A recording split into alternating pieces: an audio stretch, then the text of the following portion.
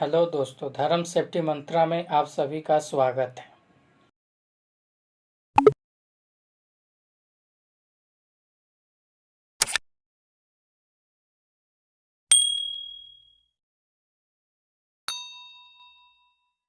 तो आज का हमारा टॉपिक है दोस्तों हाउसकीपिंग। हाउसकीपिंग के बारे में तो आप लोग समझते होंगे कि हाउसकीपिंग का मतलब होता है साफ़ सफाई करना। जो भी हमारा वर्क प्लेस है, घर है या ऐसा कोई भी चीज़ हो जिसका मतलब होता है हमारा साफ़ सफाई करना। लेकिन हाउसकीपिंग का मतलब सिर्फ वही नहीं होता है। हाउसकीपिंग का मतलब होता है कि जो भी हमारा एक्टिविटी चल रहा है और उस एक्टिविटीज़ के अकॉर्डिंग जो भी हमारा टूल्स एंड टेकल्स है, जो हमारा मटेरियल्स है, जो लूज मटेरियल्स है, उन लूज मटेरियल्स को एक जगह इकट्ठा कर करके एक जगह एक आपको मेंटेन ऑर्डरली उसको मेंटेन करना होता है। ठीक है, जैसे कि आप मान लीजिए हैमर है, आपका 10-15 हैमर अलग अलग साइड पे काम चल रहा है, उसको इकट्ठा करके सिर्फ हैमर के एक अलग जगह बना दिया जाए।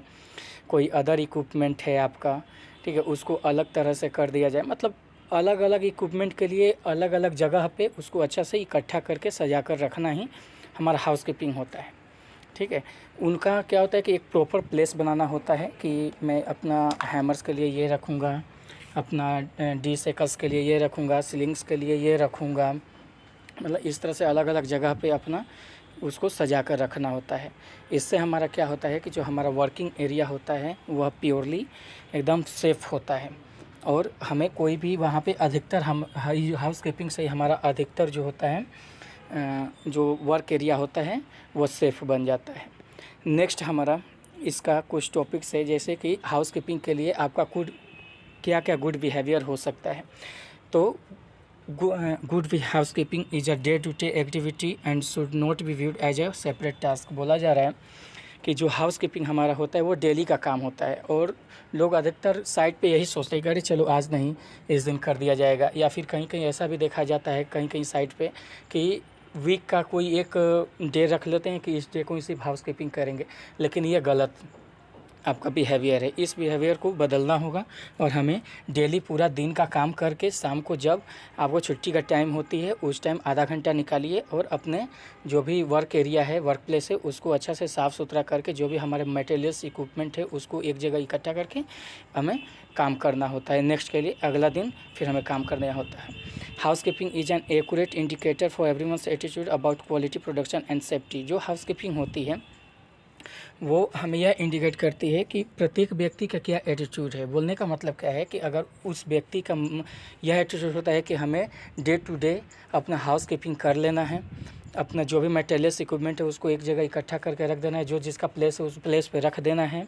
इससे हमारी क्या होती है कि क्वालिटी प्रोडक्शन में तो इंक्रीजमेंट आती ही है, इसके साथ साथ हमारा पूरा वर्क एरिया और वह व्यक्ति अपने साथ साथ दूसरों को भी सेफ्टी में रखता है। It can result in more effective use of space, better inventory control of tools and equipment, more efficient cleanup and maintenance, more hygienic workplace condition and improvement look feel the work environment। इससे हमारा क्या होता है, अभी just मैंने आपको बताया कि हमारा वर्क एरिया जो होता है एकदम साफ़ सुथरा रहता है।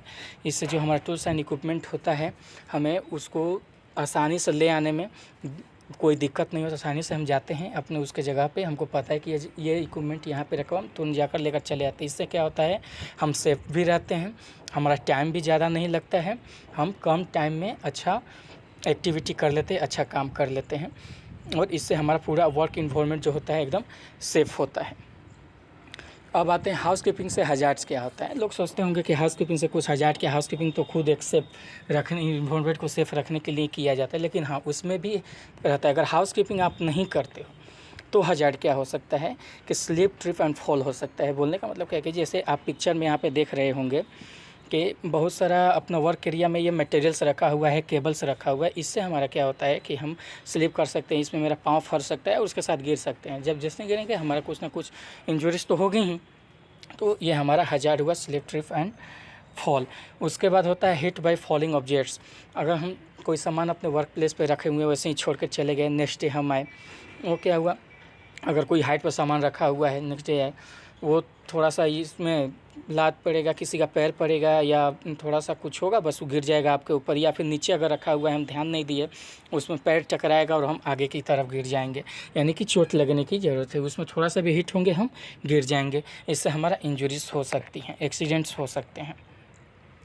अगला हमारा है कटिंग, पंचिंग और टीयरिंग ऑफ स्किन। इसमें क्या है कि जिस तरह से आप यहाँ पर देख रहे हो कि किसी भी लक्कड़ पे आप लोग या कोई भी अधिकतर साइट पे देखा जाता है कि इस तरह से नेल्स को लगाकर उसे छोड़ दिया जाता है, उसी तरह से वर्क प्लेस पर रख दिया जाता है। कोई ध्यान नहीं देता है उस पर, अगर पैर रखा तो उसका क्या होगा, पंक्चर हो जाएगा, पैर में कील धंस जाएगा, उससे उसका ब्लीडिंग होगा, बहुत इंजरीज हो सकता है। तो ये हमारा हजार्ड हो सकता है।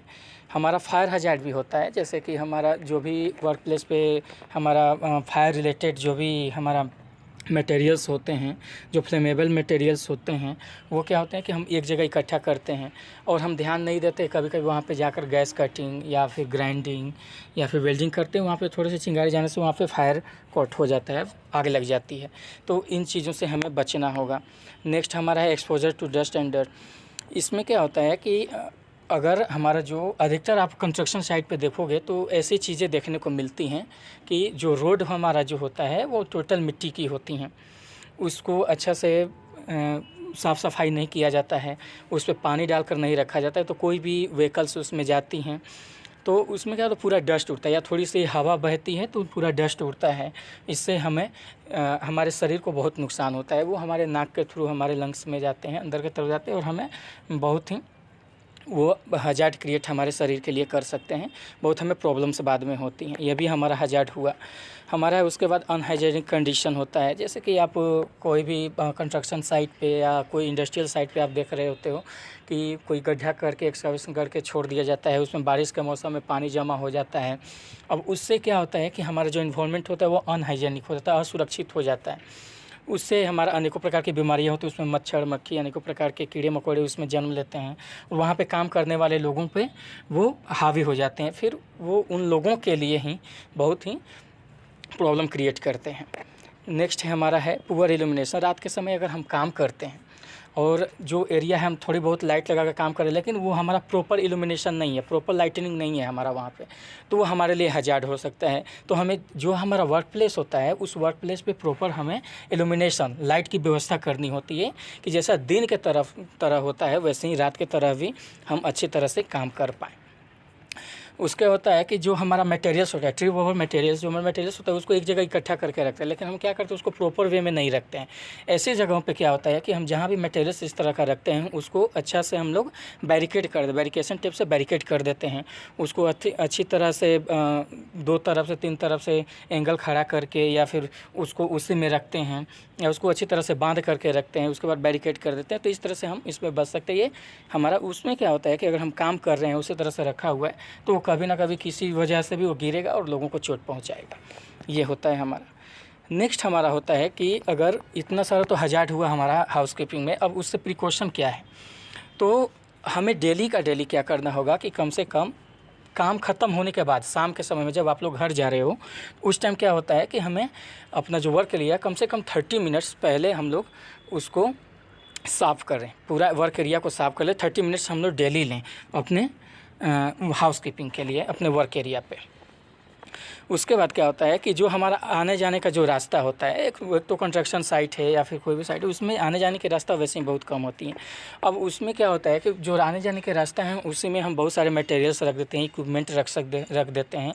उससे हमारा क्या होता है कि जो आने जाने का रास्ता होता है हमारा ब्लॉक हो जाता है और कोई व्यक्ति अगर ध्यान नहीं देते हैं उसमें फंस करके वो गिर जाते हैं, उन्हें इंजरीज हो जाती हैं। तो ये एक तरह से ट्रिपिंग हजार्ड का यहाँ पे दिखाई दे रहा है, तो इससे हमको बचना चाहिए। उसके बाद क्या होता है कि जो वही जो अभी रास्ते की जो बात आई, तो इस तरह के हमें क्या करना है कि कभी भी हमारा एरिया जो होता है वर्क एरिया है उसको कभी ब्लॉक करके नहीं रखना चाहिए। जो हमारे आने जाने के रास्ते हैं उसे ब्लॉक करके नहीं रखना चाहिए। जहाँ पे हमारा काम चल रहा है उसको पूरा तरह से अच्छी तरह से साफ़ सुथरा करके वहाँ जो भी हमारे इक्विपमेंट्स लूज मटेरियल्स हों या अदर्स कोई भी मटेरियल्स हो उसको अलग स्टोर करके रखना चाहिए, उस वर्क एरिया पे नहीं रखना चाहिए। नेक्स्ट हमारा जो होता है कि जो भी जैसे हमारा कोई ऐसे वेस्टेज होते हैं जो कि बहुत ज़्यादा हजार्ड क्रिएट कर सकते हैं, ठीक है। तो ऐसे जगहों पे क्या होता है कि हमें अपना वर्क साइट पे अलग अलग रबिश वेस्ट का एक्युमुलेशन करना चाहिए। बोलने का मतलब क्या है कि जो हमारा वेस्ट रखने का एक वहाँ पे कोई पात्र रखना चाहिए कि उसी में हम लोग उस चीज़ को रखें और इधर उधर ना फेंकें।